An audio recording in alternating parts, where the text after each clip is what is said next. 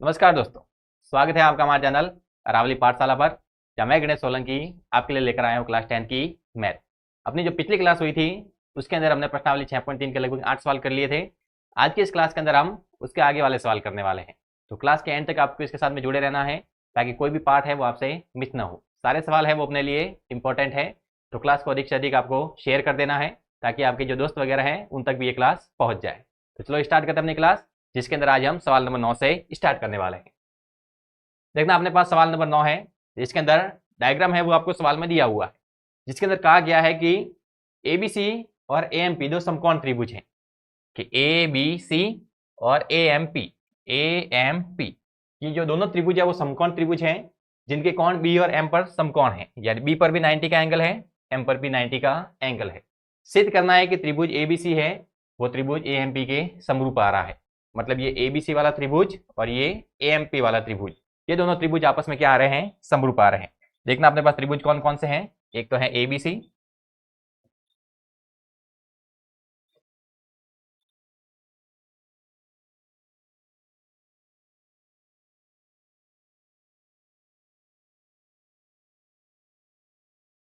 एक तो त्रिभुज है अपने पास एबीसी, और एक है एएमपी।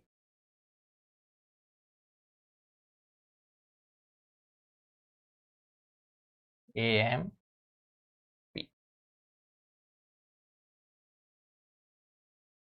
हमें इन दोनों त्रिभुजों को समरूप दिखाना है। सबसे पहले अपने पास गिवन क्या है वो लिख लेते हैं।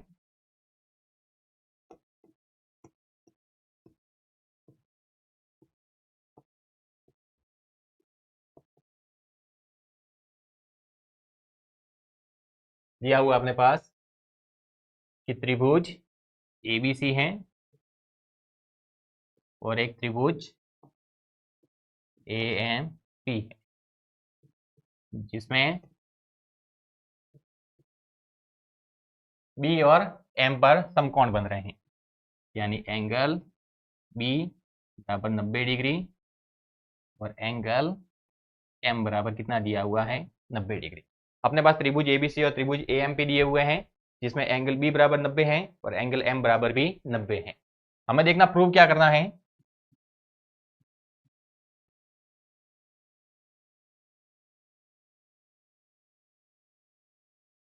सिद्ध करना है कि त्रिभुज एबीसी है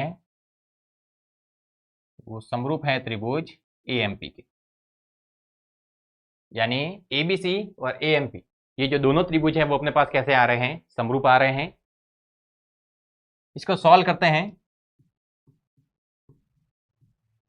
जिस प्रकार के सवाल हमने इसके अगले वाले लेक्चर के अंदर किए थे, अगली क्लास के अंदर हमने जो सवाल किए थे उसी प्रकार के सवाल हैं जहां पर हमें समरूपता के नियमों का इस्तेमाल करना है। सिंपल से नियम लगेंगे, हमें जिन त्रिभुजों को समरूप सिद्ध करना है वो लिखते हैं, त्रिभुज एबीसी व त्रिभुज एएमपी में इन्हें समरूप सिद्ध करना है, तो इन दोनों त्रिभुजों को चुन लेते हैं कि ए बी सी और ए एम पी। जब दोनों त्रिभुजों को देखते हैं तो जो ए वाला एंगल है वो ए बी सी के अंदर भी आ रहा है। जब ए बी सी ये वाला त्रिभुज बनाते हैं तो एंगल ए इसके अंदर भी है, और जब ए एम पी ये वाला त्रिभुज बनाते हैं तब भी इसके अंदर एंगल ए आ रहा है, यानी एंगल ए है वो दोनों के अंदर कॉमन है। लिख सकते हैं कि एंगल ए बराबर एंगल ए, ये अपने पास कैसा है, उभयनिष्ठ है,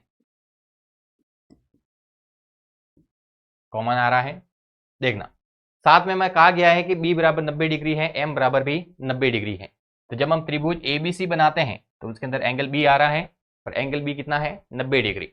और जब हम त्रिभुज ए एम पी बनाते हैं तो अपने पास एम वाला एंगल आ रहा है जो कि कितना दिया हुआ है, 90, यानी बी भी 90 है, एम भी 90 है, यानी ये दोनों आपस में क्या हो जाएंगे, बराबर। तो लिखेंगे एंगल बी बराबर एंगल एम, कैसे है, दोनों समकोण हैं, यानी दो एंगल मिल गए अपने पास, तो तीसरा एंगल निकालने की तो जरूरत ही नहीं है, एंगल एंगल का क्राइटेरिया यूज कर सकते हैं। तो यहाँ पर लिखेंगे एंगल एंगल के नियम द्वारा, एंगल एंगल का क्राइटेरिया यूज किया और उसके आधार पर जो दोनों त्रिभुज थे ए बी सी और ए एम पी, उसको हमने क्या लिखा, समरूप लिखना। देखना अपने पास जो छठा चैप्टर है वहां से अपने पास 2 नंबर का सवाल आने वाला है। तो ध्यान रखना कि ये जो सारे सवाल हैं वो अपने 2 नंबर के अंदर ही बनेंगे। जो भी अपने पास सवाल आएंगे उसके अंदर सिंपल पूछा जाएगा कि 2 त्रिभुज है, उनको समरूप दिखाना है। तो वहां पर गिवन क्या है वो लिखना है, प्रूव क्या करना है वो लिखना है, और इसको सॉल्व करना है। सॉल्व करेंगे तो हमें ज्यादा मेहनत की आवश्यकता नहीं पड़ेगी, सिंपली उसके अंदर से रूल लग जाएंगे और उसकी सहायता से वो हल हो जाएगा। जो भी अपने सवाल इस प्रकार के हैं जहां पर हमें ज्यादा कॉम्प्लिकेशन नजर आता है, वो वाले सवाल अपने एग्जाम के अंदर बिल्कुल बनने की संभावना नहीं है। अपने एग्जाम के अंदर वही सवाल आएंगे जो सिंपली जो अपने पास सिमिलरिटी के नियम हैं उसके आधार पर सिद्ध हो रहे हैं, उन्हीं को एग्जाम के अंदर पूछा जाएगा। तो 2 नंबर के अंदर तो सिंपल ही सवाल आएगा, कोई ज्यादा कॉम्प्लिकेटेड क्वेश्चन आने वाला नहीं है। तो ये जो सारे सवाल हैं वो अपने 2 नंबर के अंदर बन सकते हैं। देखना, इसी का दूसरा भाग है जिसके अंदर हमें भुजाओं के अनुपात पूछे हैं।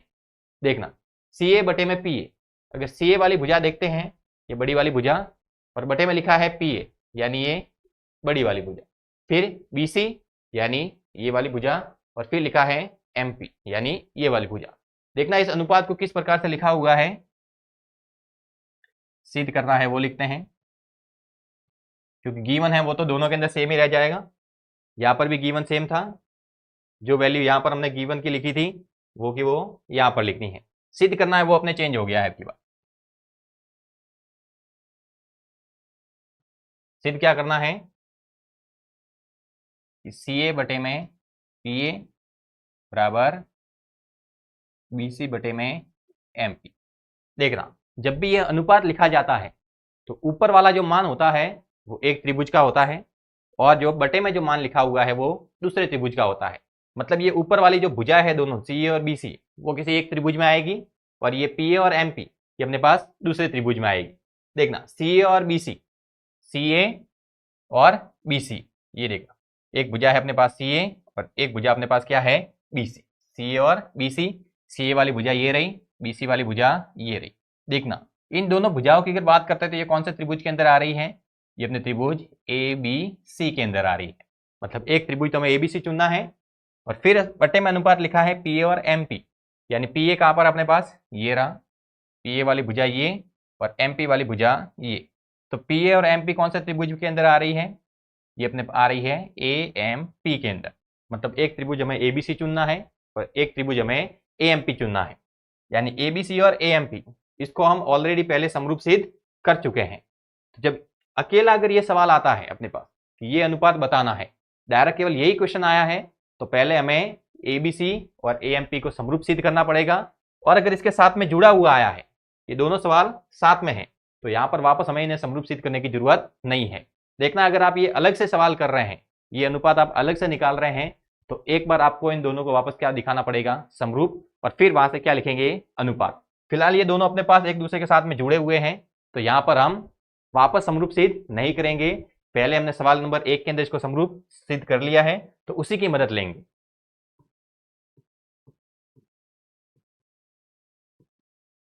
उत्पत्ति के अंदर हम क्या लिखते हैं कि जो त्रिभुज एबीसी है वो एएमपी के समरूप है। त्रिभुज एबीसी समरूप त्रिभुज एएमपी, ये हम सिद्ध कर चुके हैं।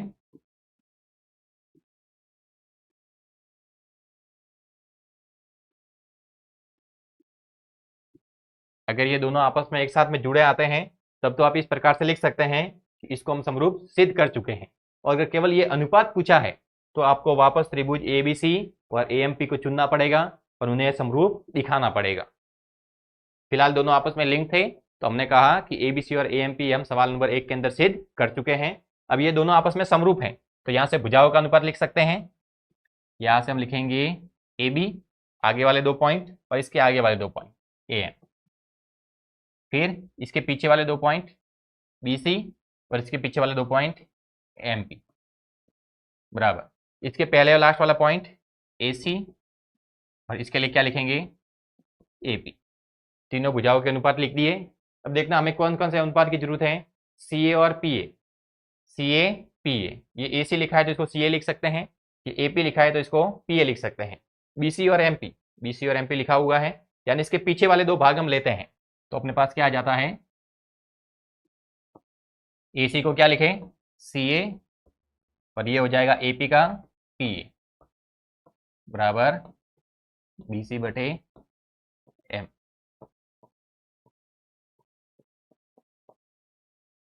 यानी अगर दोनों पार्ट आपस में लिंक्ड आते हैं तब हमें क्या करना है, डायरेक्ट अनुपात लिख देना है। और अगर दोनों आपस में जुड़े हुए नहीं हैं तो इन दोनों तो त्रिभुजों के आपस में तुलना करोगे, इनको समरूप बताओगे और फिर इसके अनुपात लिखोगे। फिलहाल आपस में दोनों जुड़े हुए थे तो हमने डायरेक्ट इसका अनुपात लिखा है कि सी डी और जी एच क्रमशः कोण ए सी बी और कोण ई जी एफ के ऐसे समद्विभाजक हैं कि बिंदु डी और एच क्रमशः त्रिभुज एबीसी और एफईजी के भुजाओं ए बी और एफ ई पर स्थित हैं। यदि त्रिभुज एबीसी समरूप एफईजी है तो दर्शाना है कि अनुपात अपने पास ये आता है। देखना यहाँ पर दो त्रिभुजों की बात की गई है और उनको आपस में समरूप भी बोला है। तो पहले उन दोनों त्रिभुजों का निर्माण करते हैं। एक त्रिभुज है अपने पास एबीसी और एक त्रिभुज है अपने पास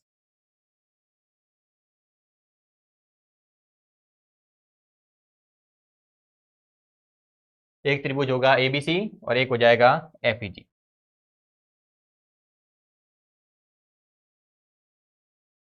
इसका नाम रखा हमने ए बी सी, इसका नाम रखा एफ ई जी, नाम लिख दिए। फिर कहा है कि जो अपने पास ए बी भुजा है उस पर कौन सा बिंदु स्थित है, डी।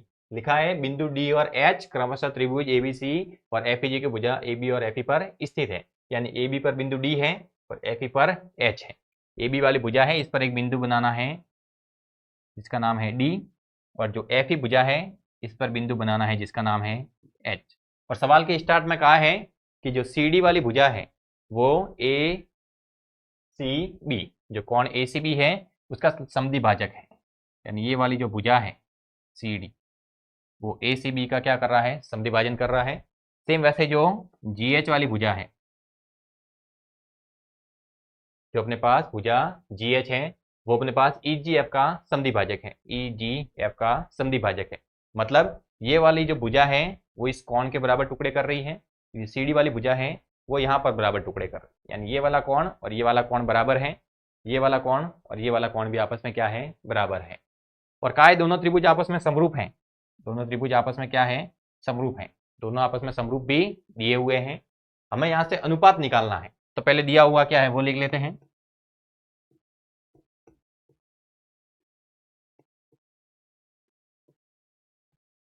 दिया हुआ है अपने पास कि जो अपने पास सी डी है वो इसके बराबर टुकड़े कर रहा है।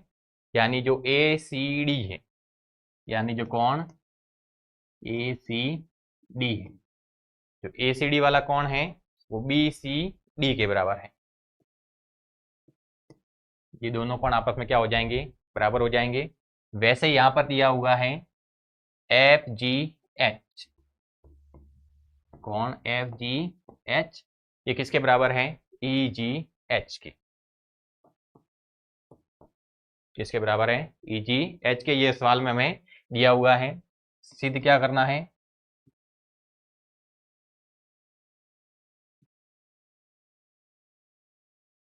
सिद्ध करना है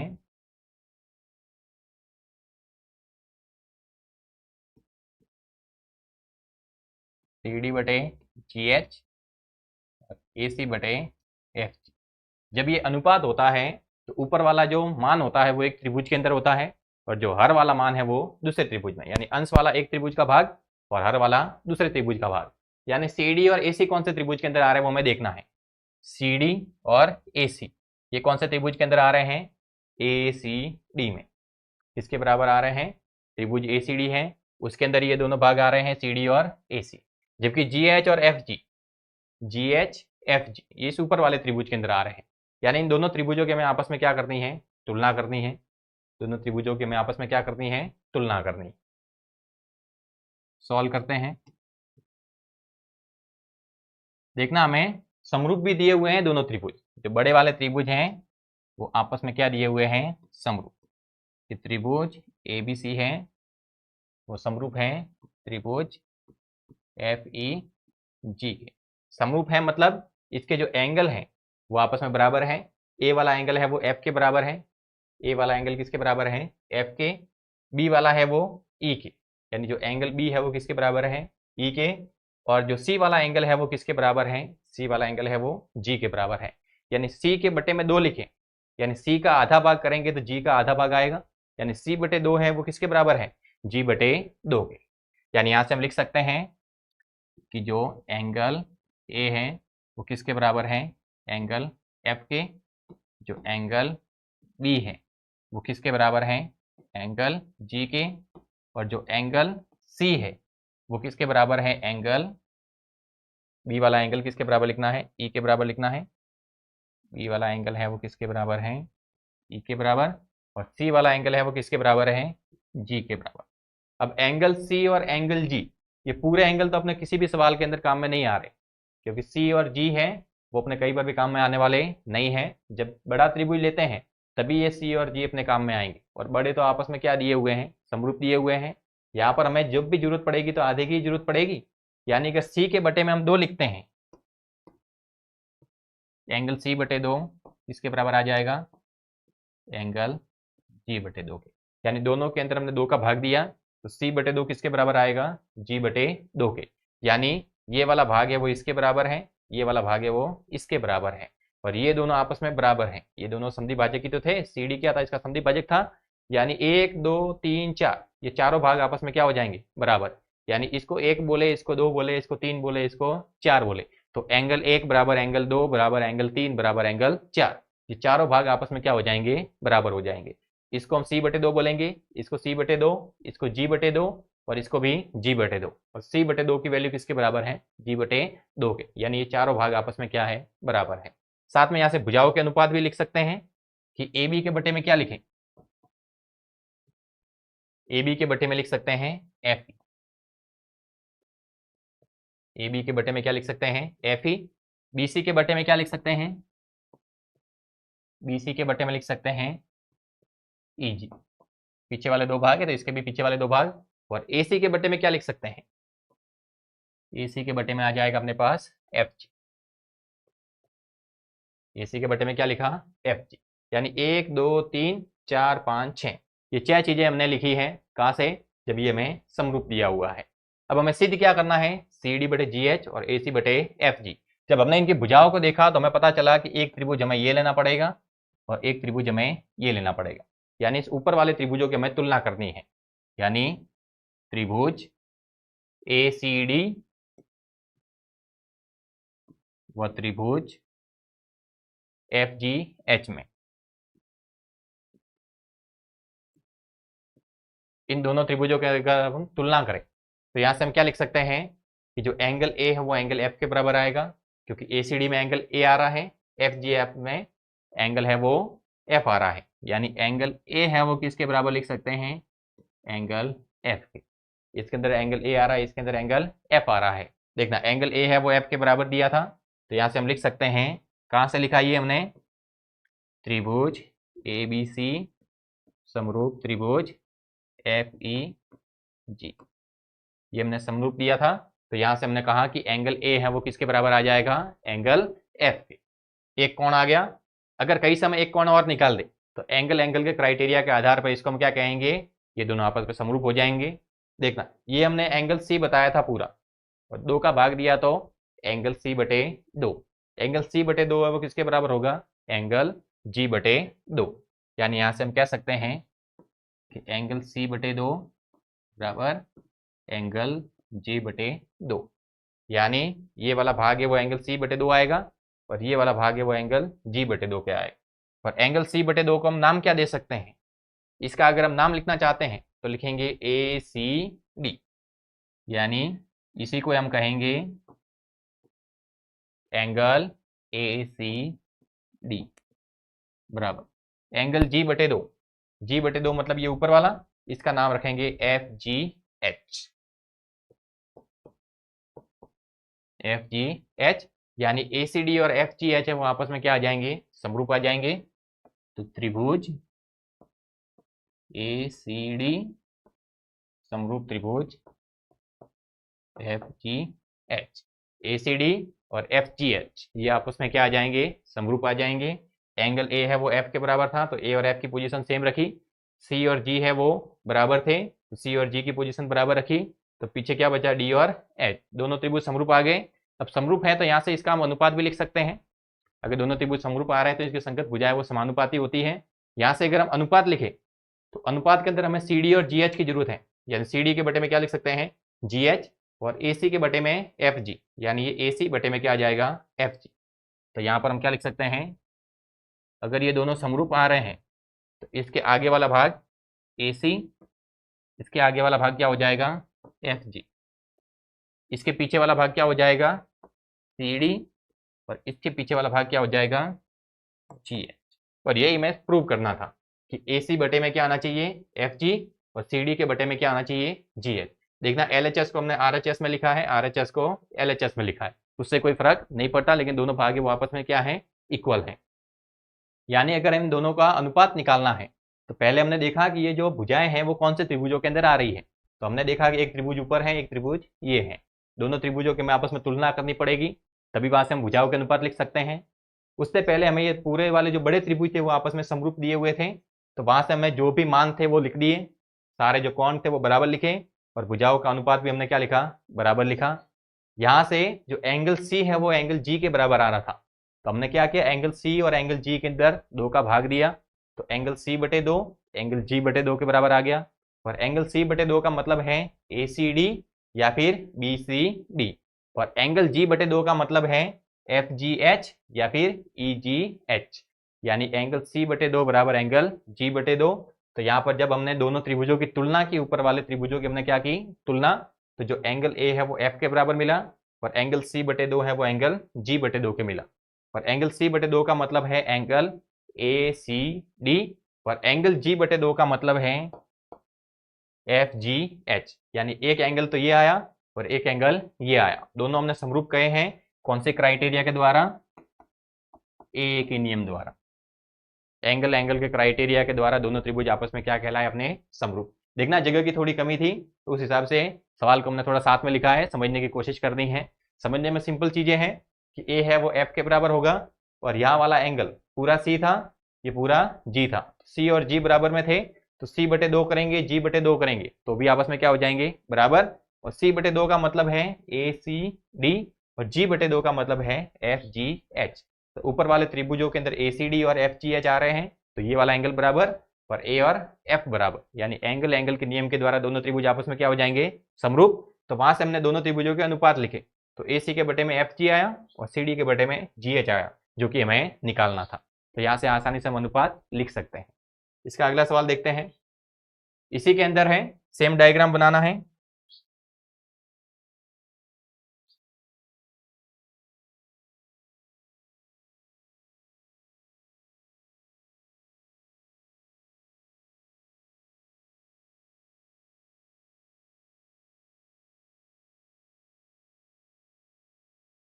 त्रिभुज है अपने पास ABC और FEG, FEG, यहाँ पर बिंदु स्थित हैं D, यहाँ पर बिंदु स्थित हैं H। इसको मिलाते तो रेखा CD बनती है, CD रेखा इसके बराबर टुकड़े कर रही है, इनको मिलाते तो GH रेखा बनती है और GH है वो इसके बराबर टुकड़े कर रही है।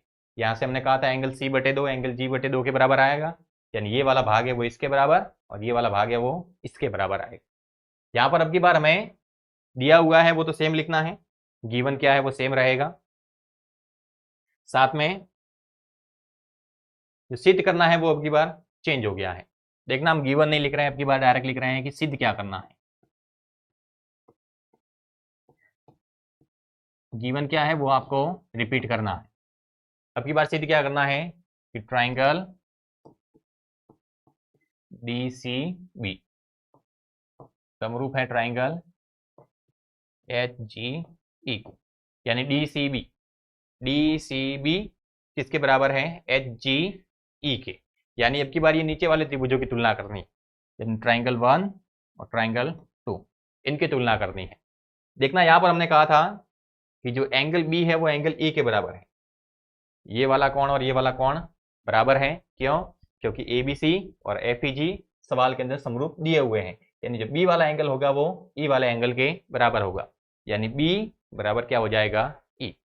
इसके अलावा हमने निकाला था कि एंगल C बटे 2 है वो एंगल G बटे 2 के बराबर होगा, यानी नीचे वाले कोण है वो भी आपस में क्या होंगे बराबर, ऊपर वाले कोण भी बराबर थे, नीचे वाले कोण भी क्या थे बराबर, यानी ये वाला कोण और ये वाला कोण आपस में क्या हो जाएगा बराबर, यानी एंगल एंगल के क्राइटेरिया के द्वारा इसको भी हम क्या लिख सकते हैं, समरूप लिख सकते हैं।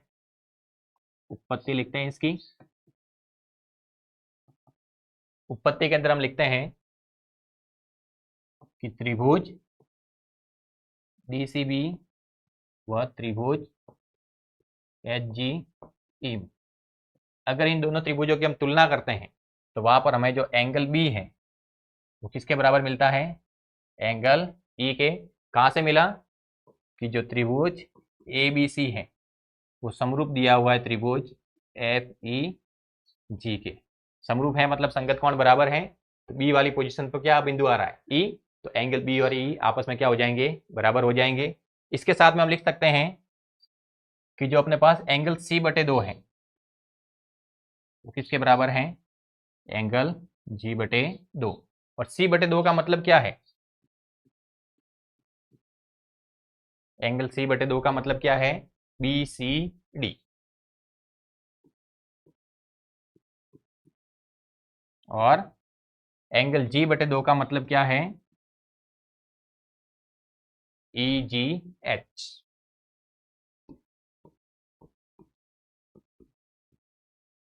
ये कहां से लिखा, क्योंकि एंगल सी है वो किसके बराबर था, एंगल जी के। यानी ये भी हमने यही से लिखा है कि ए बी सी और एफ ई जी आपस में क्या थे, समरूप थे। यानी जो एंगल सी है वो एंगल जी के बराबर होगा। तो हमने कहा एंगल सी बटे 2 एंगल जी बटे 2 के बराबर आएगा। यानी आप इसको ऐसे भी लिख सकते हैं कि एंगल सी बराबर एंगल जी, अतः एंगल ये हो गया अपने पास एक, एंगल सी बटे 2 बराबर क्या हो जाएगा, एंगल जी बटे 2। और एंगल सी बटे 2 का मतलब क्या है अपने पास, बी सी डी। और एंगल जी बटे 2 का मतलब क्या है, ई जी एन। यानी एक एंगल तो ये मिला है, एक एंगल ये मिला है।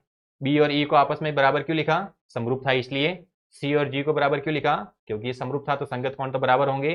तो एंगल सी बराबर एंगल जी आ रहा था, हमने 2 का भाग दिया तो एंगल सी बटे 2 हो गया एंगल जी बटे 2 के बराबर। और एंगल सी बटे 2 का मतलब क्या है, बी सी डी। यानी ये कोण बन गया बी सी डी। और एंगल जी बटे 2 का मतलब क्या है, ई जी एच। यानी बी सी डी और ई जी एच आपस में क्या हो गए, बराबर। ये वाला कोण ये वाला कोण बराबर, बी और ई बराबर। तो एंगल एंगल का क्राइटेरिया यूज करें।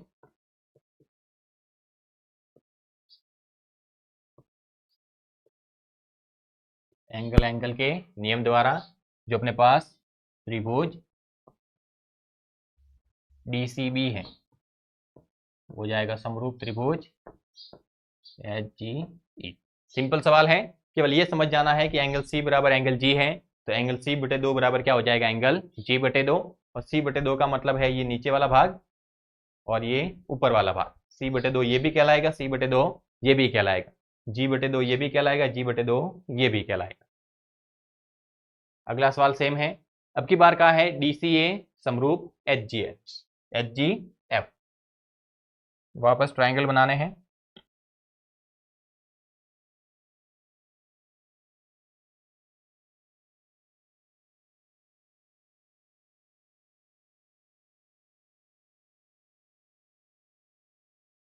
मेन जो कॉन्सेप्ट था इसके अंदर वो एंगल सी और एंगल जी का था, जिसकी सहायता से हम सवाल आसानी से कर सकते हैं। इसका नाम है ए बी सी, इसका नाम है एफ ई जी। यहाँ पर बिंदु है अपने पास डी, यहाँ पर बिंदु है अपने पास एच। सी और डी को मिलाना है, जी और एच को मिलाना है। अब की बार किसे समरूप दिखाना है, डी सी ए और H G F. D C A, D C A और एच जी एफ, इसको हम ऑलरेडी समरूप दिखा चुके हैं। जो हमने इसका पहला सवाल किया था इसके अंदर हमने किसको समरूप दिखाया था, डी सी ए और एच जी एफ को। यानी इसका जो अनुपात निकाला था तो उससे पहले हमने ऊपर वाले दोनों त्रिभुजों को समरूप निकाला था कि नहीं निकाला। तो यानी ये वाला हमें वापस रिपीट करना है। चाहे तो वापस एक बार लिख सकते हैं, लिखना चाहे तो सिद्ध क्या करना है, गिवन तो सेम रहेगा।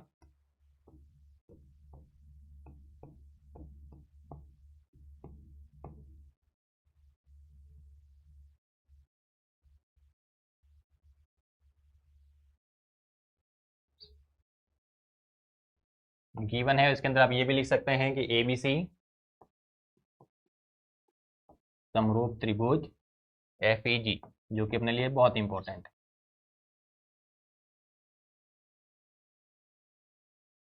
सिद्ध क्या करना आपकी बार कि ट्राइंगल BCA समरूप ट्राइंगल HGF, यानी DCA ये वाला एंगल और HGF ये वाला एंगल, ये आपस में हमें क्या दिखाने हैं, समरूप दिखाने हैं। दोनों त्रिभुजों को चुनते हैं, त्रिभुज BCA व त्रिभुज HGF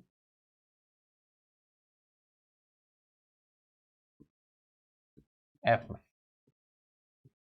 यहां पर देखते हैं कि जो एंगल A है वो अपने पास हो जाएगा एंगल F के। A और F आपस में क्यों बराबर हो जाएंगे, क्योंकि ABC समरूप FEG, त्रिभुज ABC समरूप त्रिभुज FEG कि ABC और FEG समरूप हैं, तो एक इसके बराबर आएगा F के, ये हमको सवाल में दिया हुआ है। साथ समरूप है तो हम कह सकते हैं कि एंगल C बराबर एंगल G हो जाएगा।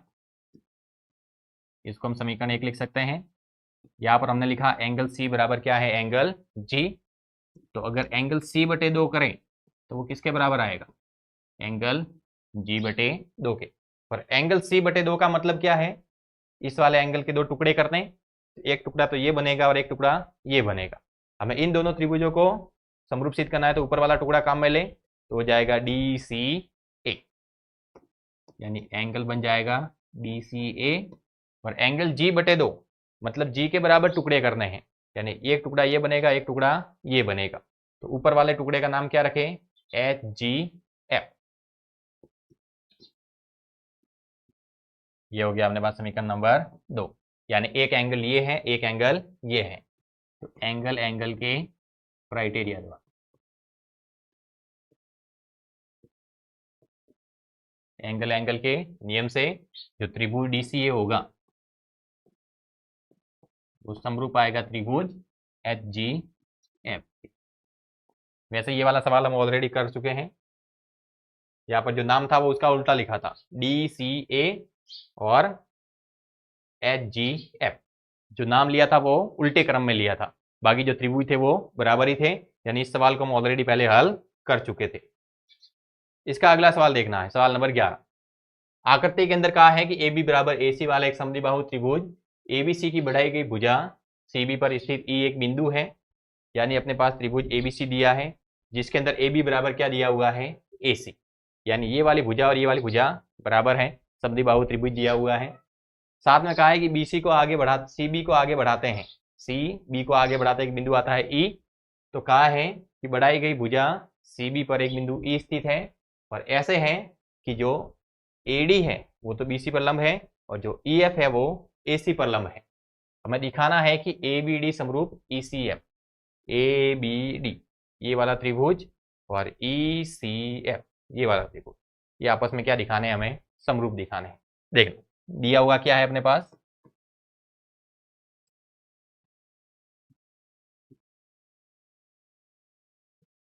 अपने पास दिया हुआ है AB बराबर क्या है, AC, AB बराबर क्या है, AC।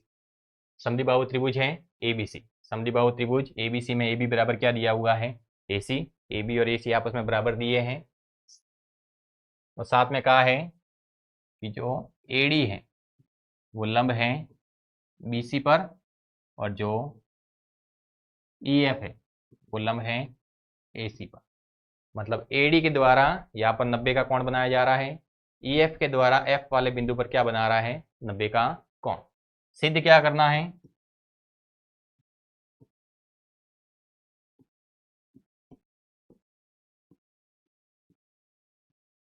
सिद्ध करना है कि त्रिभुज ABD समरूप त्रिभुज ECF।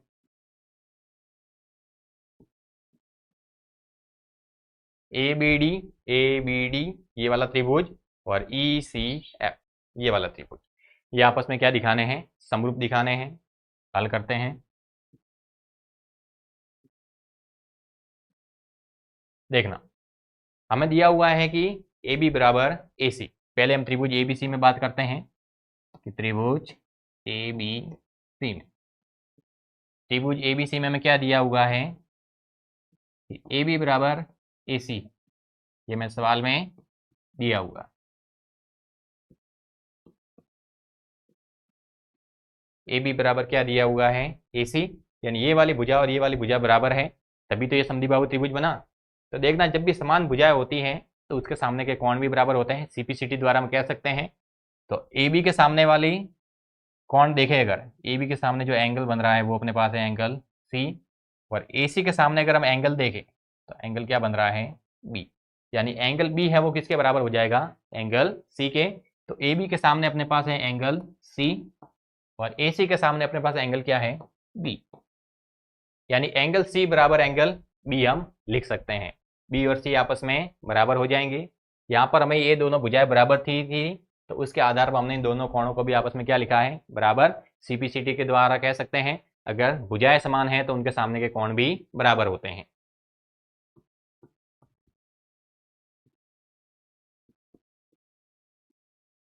देखना, एंगल बी बराबर एंगल सी आ गया। अब देखना, हमें दोनों त्रिभुजों की तुलना करनी है। त्रिभुज ए बी डी और त्रिभुज ई सी एफ। अगर इन दोनों त्रिभुजों की बात करते हैं तो देखना, जब हम ए बी डी लिखते हैं तो एंगल बी आ रहा है, और ई सी एफ लिखते हैं तो एंगल सी आ रहा है, यानी एंगल सी बराबर क्या हो जाएगा, एंगल बी, या फिर लिख सकते हैं एंगल बी बराबर क्या हो जाएगा, एंगल सी। क्यों लिखा, क्योंकि ए बी बराबर क्या दिया हुआ है, ए सी। ए बी और ए सी आपस में बराबर दिए हुए हैं, तो यहाँ पर जो एंगल बी है वो किसके बराबर हो जाएगा, एंगल सी के। साथ में जब ए बी डी त्रिभुज की बात करते हैं, ए बी डी की, तो डी पर कितने का कोण बन रहा है, 90 का। इधर 90 बन रहा है तो इधर भी 90 का बनेगा। और जब ई सी एफ की बात करते हैं तो एफ पर भी कितने का कोण बन रहा है, 90 का। तो कह सकते हैं कि जो एंगल डी है, ए बी डी के अंदर जो एंगल डी है वो एंगल एफ के बराबर होगा, 90 डिग्री का है, समकोण का है, यानी ए के क्राइटेरिया द्वारा।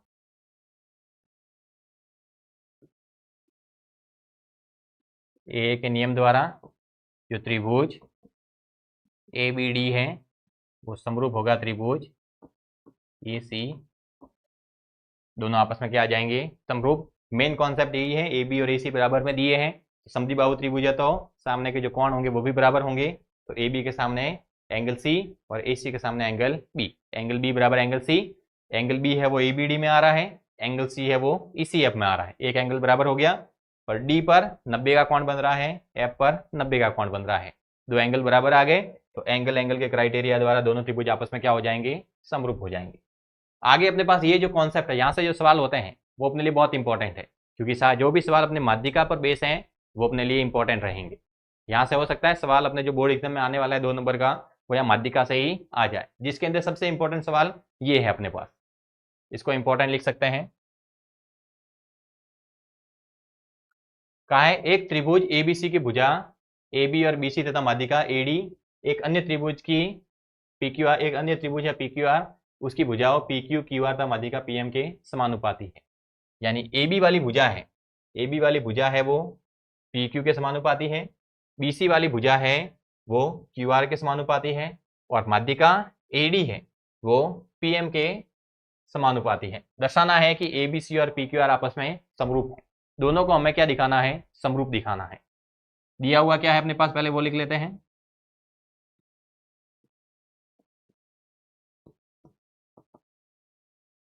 एबीसी और पीक्यूआर की कुछ भुजाएं और माध्यिका है वो आपस में समानुपाती दी हुई है। ए बी किसके समानुपाती है, पी क्यू के, तो ए बी बटे पी क्यू, और बी सी बटे क्यू आर, और साथ में कहा है ए डी बटे क्या है, पी एम। हमें त्रिभुज ए बी सी और पी क्यू आर को क्या बताना है, समरूप बताना है।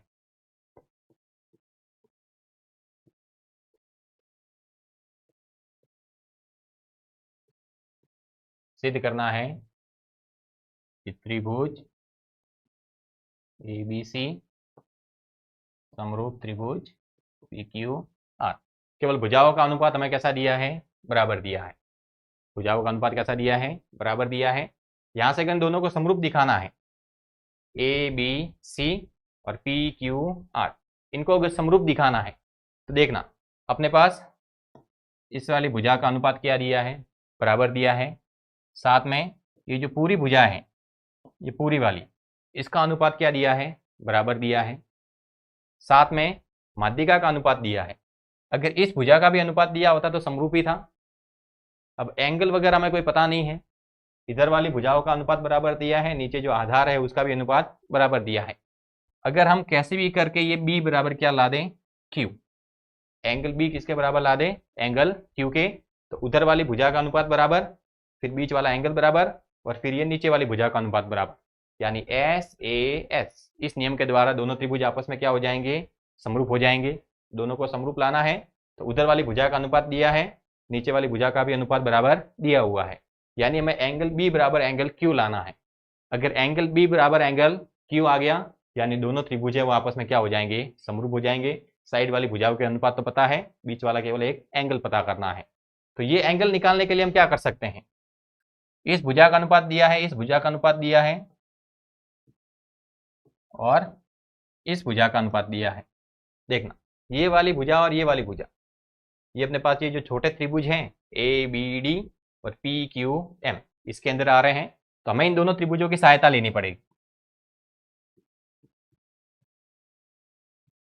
क्या करते हैं, इधर वाले जो छोटे त्रिभुज हैं उनकी हम क्या करते हैं, सहायता लेते हैं।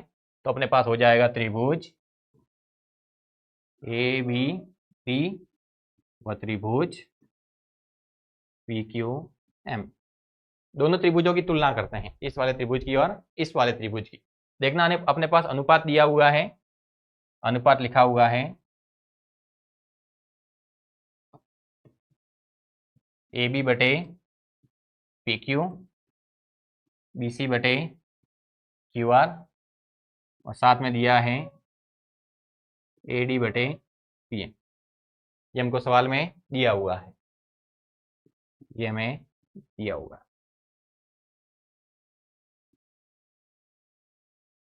देखना यहां से हम क्या करते हैं कि AB बटे PQ तो एज इट इज रखते हैं, और जो BC है इसके बटे में कितना लिख देते हैं, 2।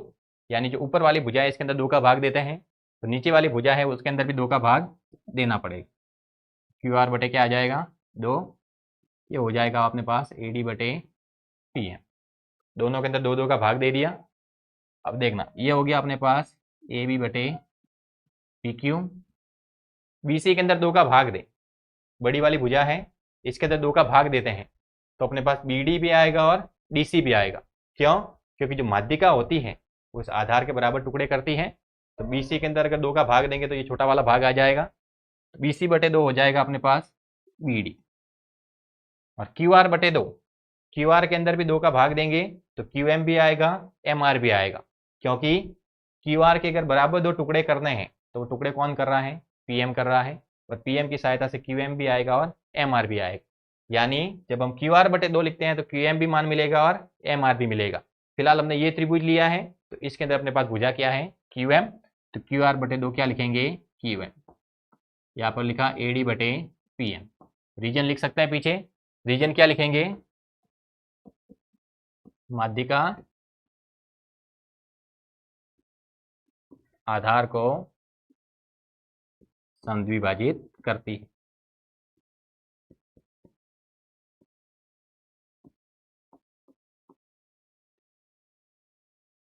माध्यिका आधार को क्या करती है, समद्विभाजित करती है। तो ये अपने पास AB बटे PQ आया, इधर वाली भुजा का अनुपात, BD बटे QM आया, ये नीचे वाली भुजा का अनुपात, और AD बटे PM आया, ये और ये। यानी जो ABD त्रिभुज है और जो PQM त्रिभुज है इसकी तीनों भुजाओं के अनुपात बराबर आ गए, यानी SSS के नियम द्वारा। नियम द्वारा हम क्या कह सकते हैं कि जो त्रिभुज ABD है, जो त्रिभुज ABD है वो किसके समरूप हो जाएगा, त्रिभुज पी क्यू एम के, यानी ये छोटे वाले त्रिभुज आपस में क्या आ गए हैं, समरूप आ गए हैं। तो इनके जो संगत कोण होंगे वो भी क्या होंगे, बराबर। एंगल ए बराबर क्या हो जाएगा, एंगल पी, बी बराबर क्या हो जाएगा, क्यू, और डी बराबर क्या हो जाएगा, एम। हमें बी बराबर क्यू ही लाना था। ये सब कुछ हमने इसलिए किया ताकि एंगल बी है वो किसके बराबर मिले, एंगल क्यू के। अतः क्या हो जाएगा, एंगल बी बराबर एंगल क्यू। एंगल बी बराबर क्या मिलेगा, एंगल क्यू। अब हम दोनों त्रिभुजों की तुलना कर सकते हैं। अभी अपने पास जो बड़े त्रिभुज हैं उनकी हम तुलना कर सकते हैं। बड़े त्रिभुज क्या हैं, त्रिभुज ए बी सी व त्रिभुज पी क्यू आर। अगर इन दोनों त्रिभुजों की बात करें तो अपने पास ए बी बटे में पी क्यू दिया हुआ है और बी सी बटे में क्यू आर दिया हुआ है। यानी यहाँ पर लिख सकते हैं कि जो एंगल बी है वो किसके बराबर दिया है, एंगल क्यू के, और साइड वाली जो दोनों भुजा हैं इधर वाली और नीचे वाली उसका अनुपात भी हमें बराबर दिया हुआ है। यानी लिख सकते हैं यहाँ से ए बी बटे में पी क्यू बराबर बी सी बटे में क्यू आर। यानी कौन सा नियम हो जाएगा, एस ए एस। यानी एस ए एस के नियमानुसार जो त्रिभुज ए बी सी है वो पी क्यू आर के समरूप आएगा।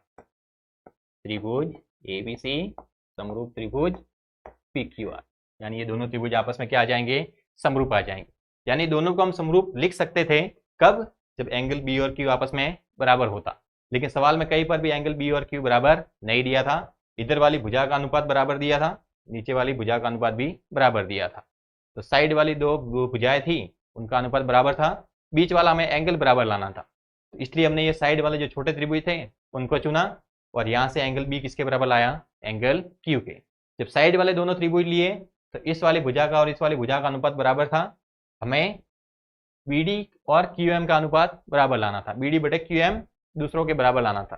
तो हमने क्या किया, BC के अंदर 2 का भाग दिया, QR के अंदर भी 2 का भाग दिया, तो BD बटे QM मान मिला, जो कि किसके बराबर था, AB बटे PQ के और AD बटे PM के। तो पहले तो SSS के नियम द्वारा दोनों त्रिभुजों को समरूप लाया, तो B किसके बराबर आ गया, Q के। फिर हमने वापस बड़े वाले त्रिभुज चुने, तो साइड वाली दोनों भुजाएं थी उनका अनुपात बराबर दिया था और बीच वाला एंगल हमने बराबर निकाल दिया। तो SAS के नियम के द्वारा दोनों त्रिभुज आपस में क्या कहलाएंगे, समरूप कहलाएंगे। सवाल अपने लिए बहुत इंपॉर्टेंट है, एक बार इसको आपको खुद प्रैक्टिस करनी होगी। ये सवाल अपने बोर्ड के एग्जाम में आ सकता है। माध्यिका से संबंधित अगर कोई सबसे इंपॉर्टेंट सवाल है तो वो अपने यही सवाल है। हमें आशा है आपको आज ये सारे सवाल अच्छे से समझ में आए होंगे। तो क्लास को अधिक से अधिक लाइक करना है, अधिक से अधिक शेयर करना है। मिलते हैं अगली क्लास में इसके जो लास्ट 4 सवाल रहे हैं 13, 14, 15, 16 उनके साथ। तब तक के लिए धन्यवाद, टेक केयर।